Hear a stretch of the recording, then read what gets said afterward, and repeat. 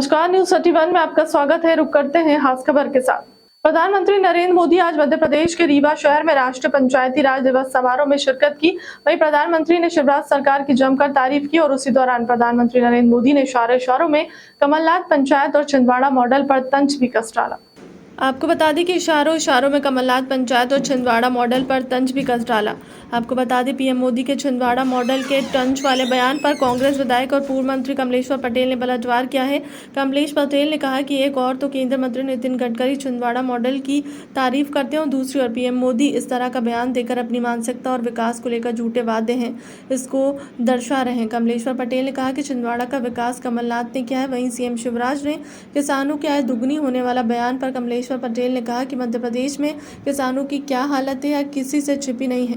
प्रदेश में किसान सुसाइड कर रहा है, कर्ज वसूली में जेल की हवा खा रहा है और वृद्ध महिला किसान के साथ किस तरह का बर्ताव किया जा रहा है वह सबके सामने है। उन्होंने कहा कि कांग्रेस ने किसानों को राहत देने का काम किया है जबकि बीजेपी ने हमेशा किसानों से राहत छीनने का काम किया है।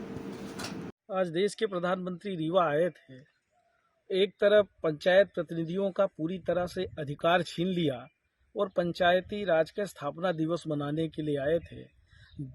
दिवस मनाने के लिए आए थे कि पंचायत प्रतिनिधियों का मजाक उड़ाने के लिए आए थे, ये चिंता का विषय है। एक तरफ कांग्रेस की सरकार संवैधानिक दर्जा देती है। पूज्य महात्मा गांधी जी, नेहरू जी पंचायतों को सशक्त बनाने के लिए जो सपना देखा था, जिस दिशा में उन्होंने काम किया था, उसको मजबूत बनाने का काम कांग्रेस की सरकारों ने किया था। तो दुर्भाग्य है कि भारतीय जनता पार्टी की सरकार ने पंचायत प्रतिनिधियों का लगातार अधिकार छीना है और दूसरी तरफ उत्सव मनाते हैं, सरकारी धन का दुरुपयोग करते हैं। इनको माफी मांगना चाहिए और सरकारी धन का जो लगातार दुरुपयोग कर रहे हैं, ये जनता की गाढ़ी कमाई का पैसा है, इसका दुरुपयोग बंद करना चाहिए।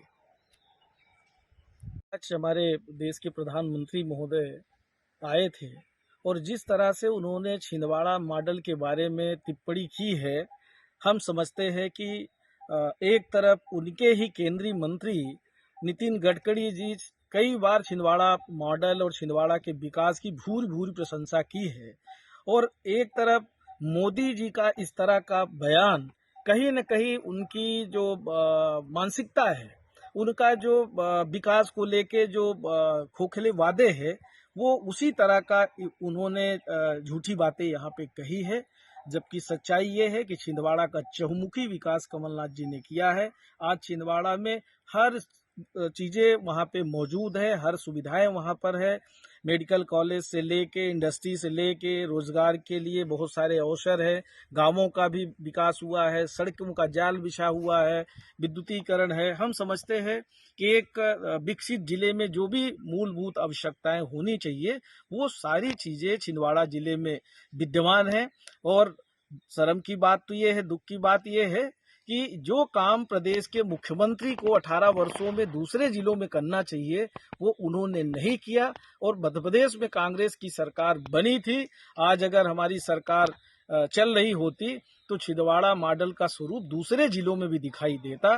तो दुर्भाग्य है कि भाजपा के नेता विधायकों को खरीद फरोख्त करके हमारे सरकार को गिराने का काम किया और उल्टा इस तरह की बातें करके जो मजाक उड़ाने का काम कर रहे हैं। प्रदेश की जनता मुंहतोड़ इनको विधानसभा चुनाव में जवाब देगी। मुख्यमंत्री ने रीवा में बयान दिया है मोदी जी के सामने कि किसानों की आय दोगुनी हो गई है। एक तरफ किसान सुसाइड कर रहा है, किसान कर्ज वसूली में जेल में जा रहा है, बिजली वसूली में जेल जा रहा है, कुर्कियां हो रही है।